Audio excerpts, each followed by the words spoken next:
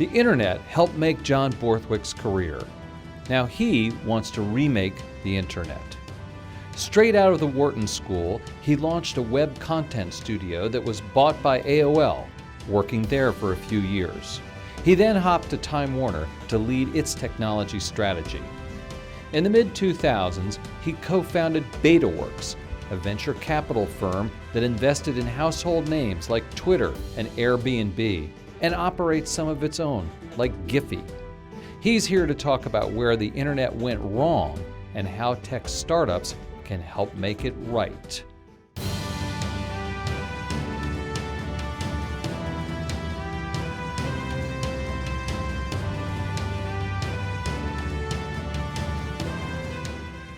Hello everyone, I'm Andy Serwer. Welcome to Influencers and welcome to our guest John Borthwick, who is the CEO of Betaworks, which is a venture firm, and so much more. We'll get into that. John, how are you doing? I'm doing good. Nice to be here. Thanks for coming. I want to talk to you about technology, and there's so much to talk about in the world of tech these days. And you've been critical of what the big tech firms have been doing. Do you want to sort of just lay out your case? I mean, there's a lot to it, I know, but just sort of what's the basis of it? I mean, I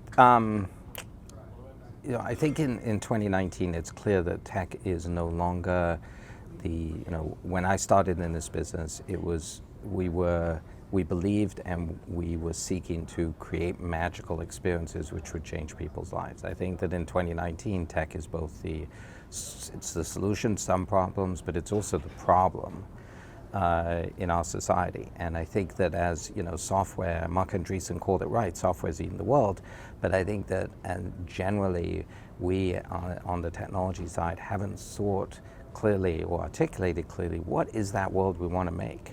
What is the future that we want to create? And so I think you can see these sort of unintended, sometimes intended consequences of bad tech, which sort of looks like it looks like a pollutant. It looks like it's toxic. It's similar to cigarettes, and it's just, I think, not what I wanted to create in this business.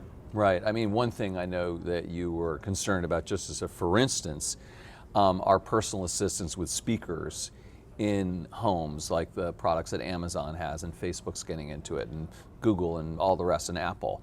Why is that a problem, for instance, John? I mean, I think that the smart speakers, on one hand, they are this incredible innovation that represents, the way that I think, and my team, we talk about this, is we think about it as a new interface, right? So think about, you go into your kitchen and you can talk to this device and it gives you information. Smart speakers, also smart headphones, right? I have in the same category. So Siri, with my AirPods in, I can speak to them. That's kind of cool, right? So I would say that there's 2 or 3 layers of sort of problematic layers with these new smart speakers, smart earphones that are in market now. And so the first is, from a consumer standpoint, user standpoint, is that these devices are being used for it's hard to call it anything but surveillance. And so, there's been incidences of, there was a smart TV that was listening into, a bunch of people bought this smart TV, American consumers bought this smart TV, right. 11 million plus were sold in the US, and they were listening to the activity going on in the room and using that to target ads and using that for data to be able to personalize experiences, but that doesn't seem okay.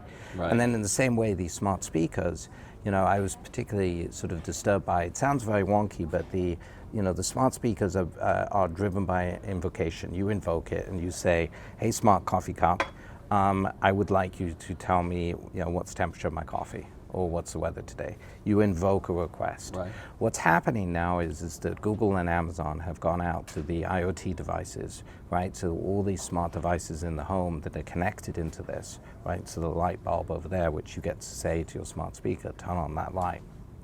They've gone to those devices and they've said, give us data when people passively act upon the device. So in other words, I walk over to that light switch, I turn it off, turn it on. it's now giving data back to the smart speaker. So these smart speakers have gone from this invocation, which it's sort of, think about it, I think about it like search, right? We used to go to a place and we used to give Google our data, our search request and our data.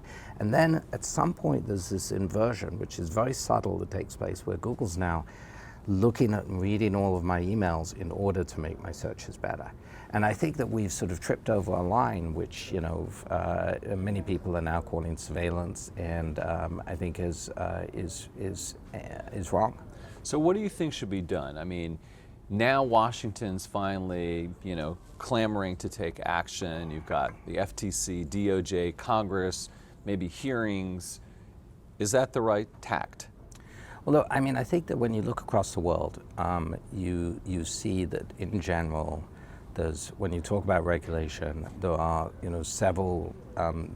There's been several different approaches the different geographies have taken. So I'd characterize the U.S.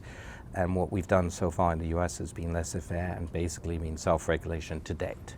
You're right, it's changing now, but I would characterize it to date as being like tech companies saying, "We got it, don't worry, it's okay."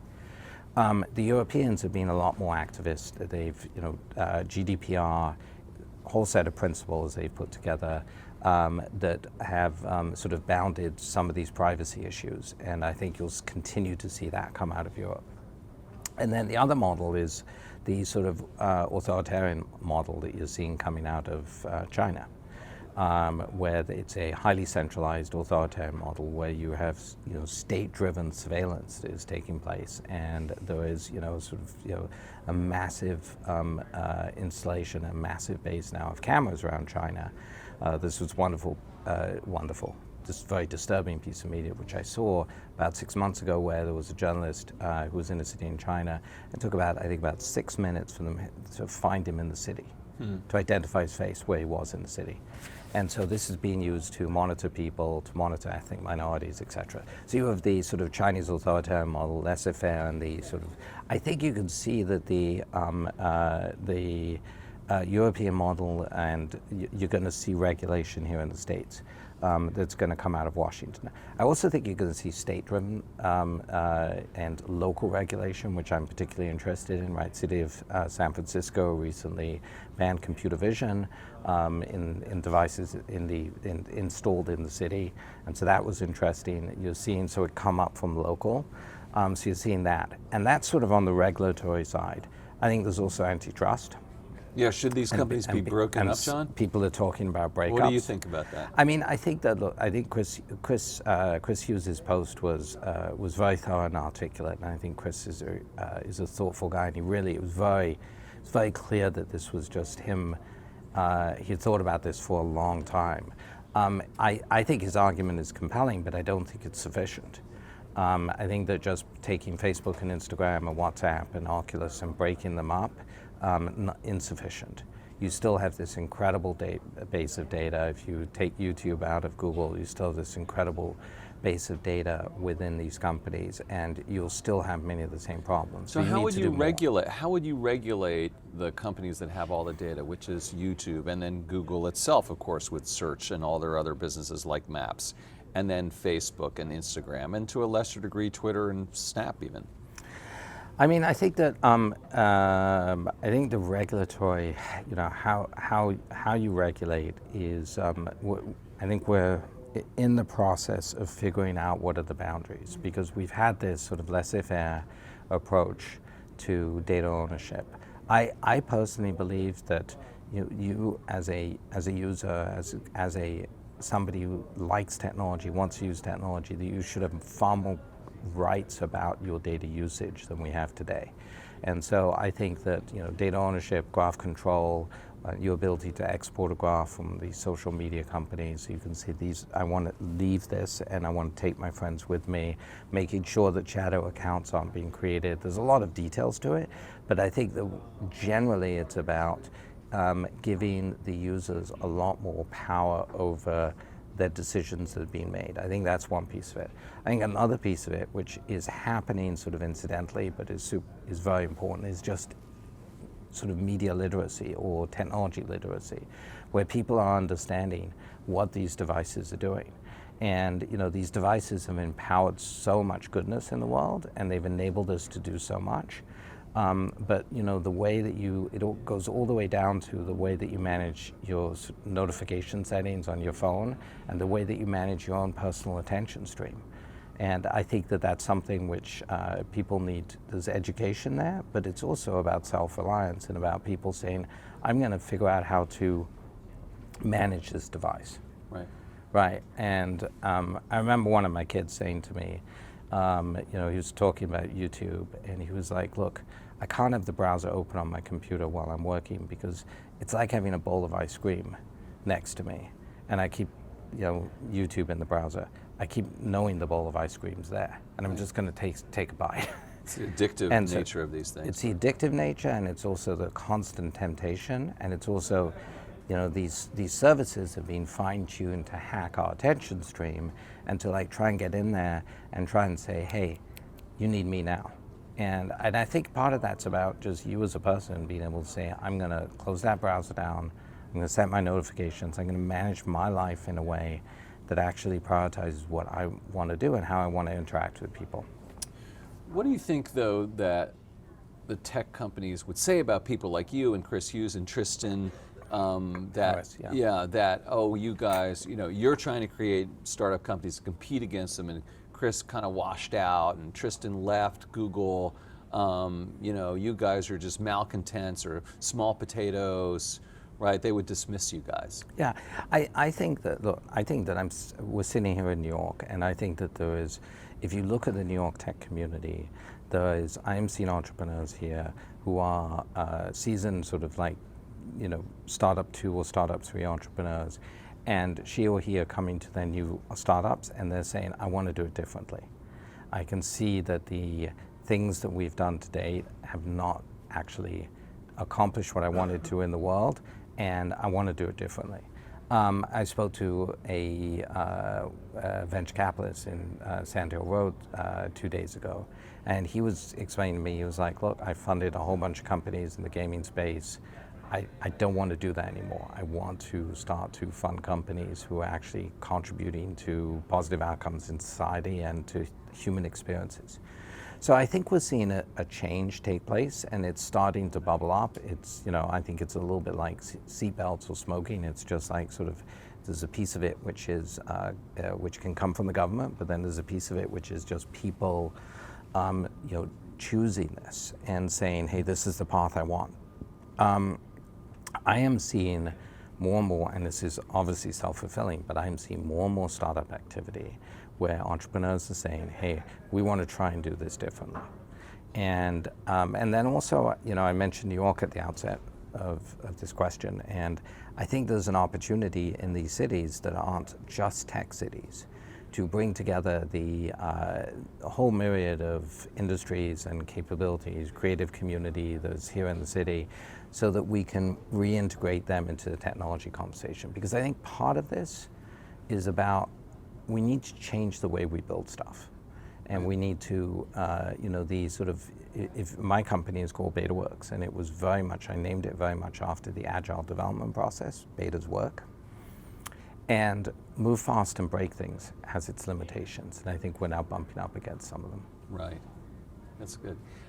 Let's talk about Betaworks a little bit. First of all, I want to understand better what it does and what you've done and how it evolved, but can you just first off give us some of your greatest hits, some of the companies, the high-profile public names that we would know that you've invested in? Yeah, so we started off very much as an incubator, was a startup studio where we were building companies, and then we started investing in companies. The companies which we built in the early years, I think that, one which got a fairly wide circulation was Bitly. So the link, the link shortener, which a lot of people know. And that grew up to be an interesting, big-ish company.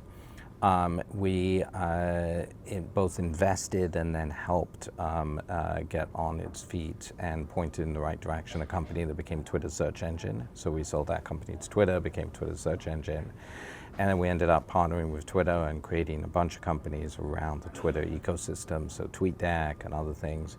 More recently was companies like Giphy, much more recently on the investment side, because we now do pure investments as well as incubation. Companies like Gimlet and Anchor that were recently acquired by Spotify a couple of months ago. So those are some of the myriad of companies that we've been involved with. So what do you look for, John, when you're looking at a company to invest in? I mean, I mentioned at the outset, when we were talking about smart speakers, I mentioned this idea of thinking about new interfaces. So I'm always thinking about sort of the evolution of the interface and sort of what is the primary interface that people are going to experience computing in. And so, that used to be once upon a time on desktop, and then it's moved to mobile, and now it's moving to auditory, and it's moving to AR, so that's sort of like that first experience. I think about that a lot, of how you first experience technology. The extraordinary entrepreneurs. I mean, you meet people and they have a passion for what they're building. They have a belief in that they can change the world in some way. So I think it's the areas that they're building in, the new interfaces. It's the entrepreneurs, their passion, their talent. And then some of it's bounded by geography, because the majority of things that we do are in the US, and we have a investment partner on the West Coast, but there is a bias towards the East Coast. So you look to create a community around Betaworks as opposed to just a regular venture model. How's it different? Yeah, so we, in the early years, the New York tech, when we started off 11 years ago, New York tech was, consumer tech in New York was tiny. And so we incubated a bunch of companies, we invested, and we had a lot of people just sort of gravitate towards us. And we would do, every week we'd do our demo sessions where people would come in and openly demo, and we'd do also things we called think sessions where people would talk about tech and society. We'd do those each week, and that sort of rolled forward our brown bag lunches, etc. And so we were always, part of it was always about convening, because it was a way to, first of all, it's, I think, very much in our culture, but it was also a very clear way for us to connect with the community and for us to learn, and for other people to learn by being part of it. We formalized that about a year ago, where we actually opened up a club. And so we opened up a nerd club, it's called Betaworks Studios, but it is a membership-based club for people who are building, people who are interested in technology, to join and to hang out, do some work, meet some other builders, share ideas, help find people who they could potentially hire or partner with, and also participate in events. And so we're doing maybe 8 to 10 events there per week now. So that's a standalone business that we set up. Is that working? Studios. It is working great. It's interesting. I mean, I've never been in the club business before, and when I told my friends we're opening up a club, they were like, "What?" I think they thought disco. So very different business, but in a way not different at all, because it grew right out of those roots of us convening and bringing together the community and the tech community. But you came by and saw the space. I mean, the space is a 7,000 square foot space. It's right. It's you're walking off the street. It's not a big space, but we've seen about 14,000 people there since we opened it. We have about 500 members, about 600 people on the wait list, right. And so it's a bustling community now, and it's also opened up my eyes to some of the other areas of tech in New York that I wasn't aware of, right? There's a lot of food tech happening here. There's a lot of... Food tech? Food tech. What's food tech? So there's a lot of, food-related like startups. Meat? Yes, and there's a lot of food-related startups, a lot of beverage, a lot of performance bars, a lot of performance, things, period. Why is that tech then? I think that, many of these companies are considered tech companies because of their means of distribution. And so there's one which we actually backed, which is a company called Dirty Lemon, which is on the surface a drink.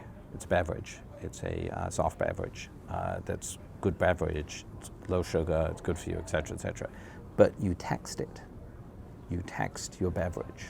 How do you text so your beverage? How the hell does that work, yeah, right? So you pick up the bottle, and on the back it says, don't follow us on Instagram, text us. Now, a lot of people follow them on Instagram, right. but you text it, and then you get into a conversation with this part human, part bot that basically texts you back and said, okay, what flavor are you interested in? And then you order a 6-pack, and then a day later it says to you, hey Andy, did you enjoy the matcha 6-pack? And you said, yeah, it was great. And then they say, would you like another? And you go, yes, and ka-ching. That's crazy. And so it's e-commerce via texting, which is very innovative. So I think the means of distribution. So shifting gears, John, you came to the United States as a high school student to go to college at Wesleyan. Correct. From England. Yes. What made you come to the United States? What made me come?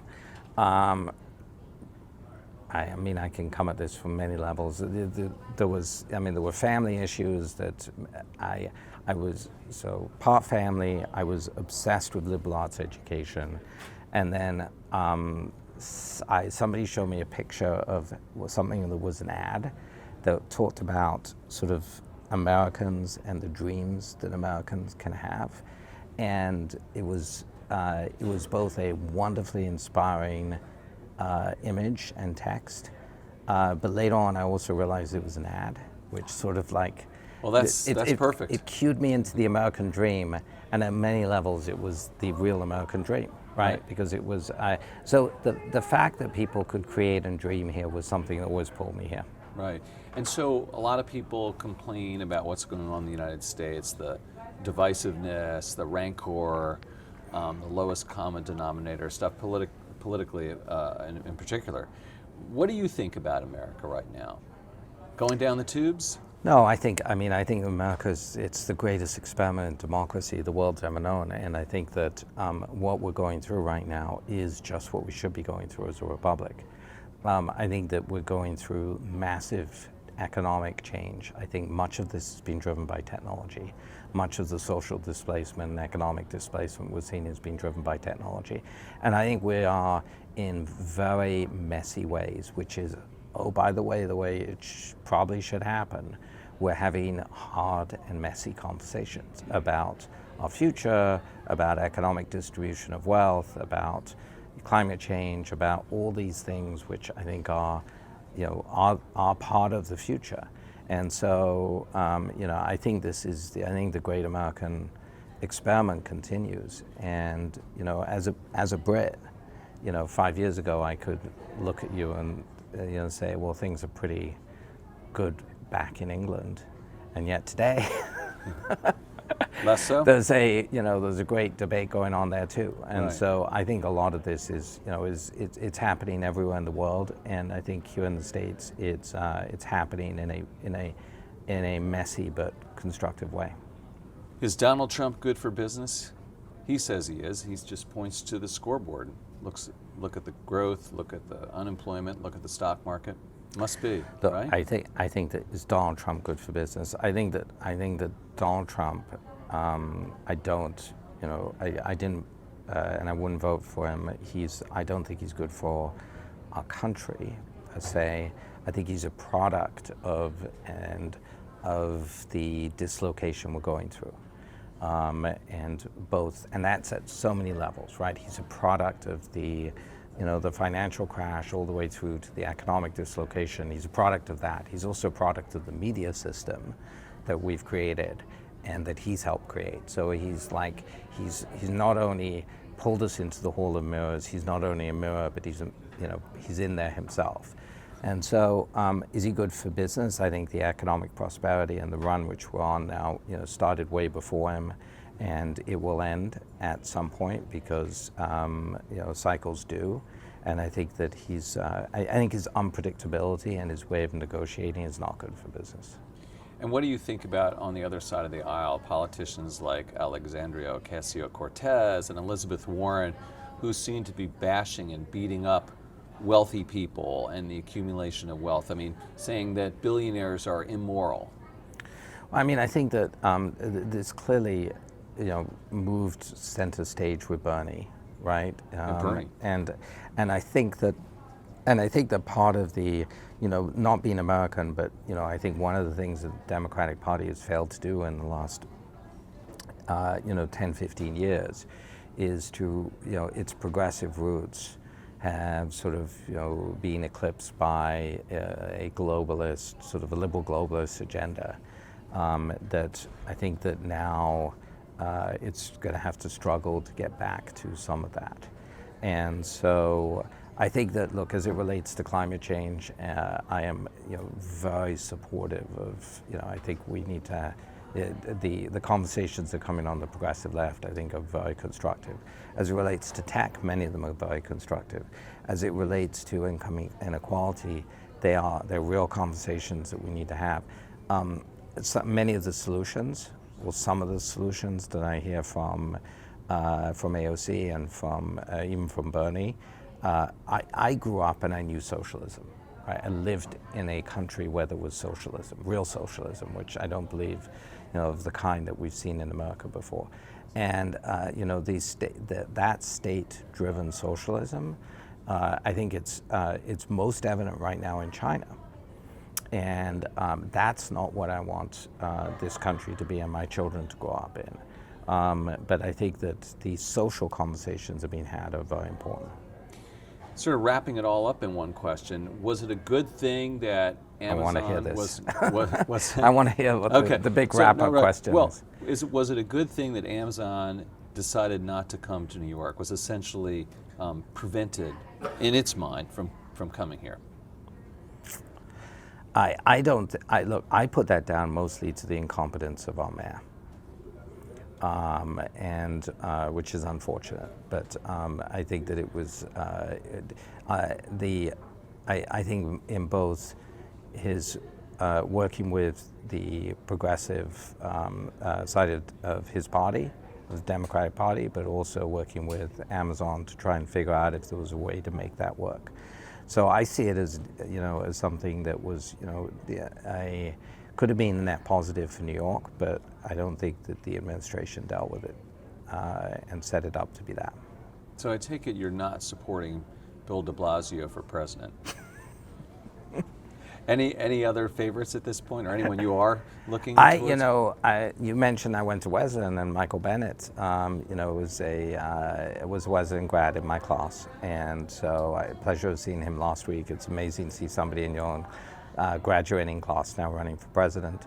I think that, I think you mentioned Elizabeth Warren. I think Elizabeth Warren's doing an extraordinary job of laying out an agenda, right? Of just being incredibly articulate, thoughtful, and somewhat professorial, but laying out an agenda. We've had a couple of candidates come by the studios.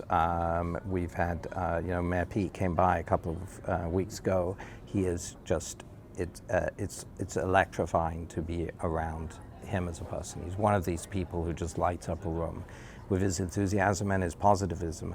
I think that it's going to be, we're going to see how this plays out. I always found that kind of crazy in the American system. It started so early but it's part of the media game, and yet I think that you're seeing the positivism of somebody like Mayor Pete. I think he is just a fundamentally positive view of America and of the possibility that we can have looking forward in the world, which I think is so important, because I just think that we have a lot of difficult conversations to have. It relates to technology, to AI, to income distribution, to all the changes that are wrenching our society apart, and we're just at the sort of bottom of this curve.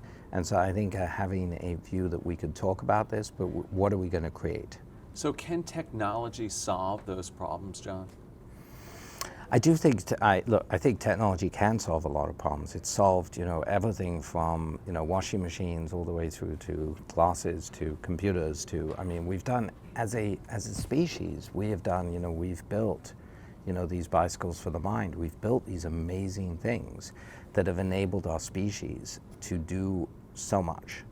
But technology in of itself isn't good or bad, but I also don't believe it's neutral. I think technology has a grain to it, almost like wood has a grain to it, and there's direction to technology, and you need to understand that direction. So you need to understand, when you look at AI, that part of that grain in AI is you have massive acquisition of data. Okay, now we have to understand what is the nature of that data, who should have rights to it, who should own that data. And then when you look at AI today, and you see how algorithms are creating outcomes that we could not have expected. So in other words, there are systems out there that cannot show you their homework. That's a grain that I want us to understand and see, okay, as it relates to embedded biases in systems and in algorithms, how can we make that something that's explainable, right? So I think technology, yes, it can help, but we have to, like anything, it's a tool, right? And you can turn it into a pen or into a sword or into a pickaxe or into something, right? You could shape it, and that's been the story of our species, and so it's just more so. Last question. This show is about influencers, and so my question is, how do you see using your influence on the world? I mean, conversations like this, I think, are to be able to talk sort of broadly about the impact on technology and society are important. But the sort of fulcrum for how I want to generate these conversations, to have these conversations, is through these studios that, I want to open up 10, 20, 30, 50 of them, 100 of them around the world, so that we can really bring together the tech community, our tribe of builders, and connect it with other people who are building things and who understand technology is changing their lives, and have those conversations and connect those people. So that's sort of what I'm focusing a good deal of my time on right now. Great. John Borthwick, CEO of Betaworks, thanks so much for coming by. It's a pleasure. I'm Andy Serwer. You've been watching Influencers. We'll see you next time.